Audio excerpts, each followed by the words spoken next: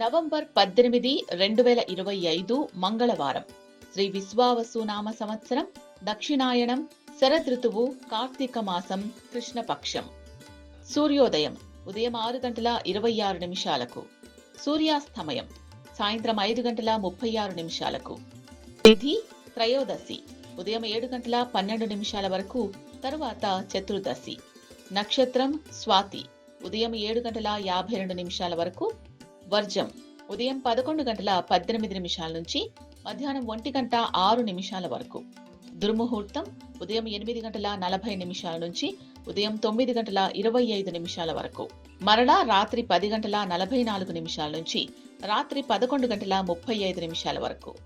అమృత ఘడియలు రాత్రి 10:05 నుంచి రాత్రి 11:53 వరకు.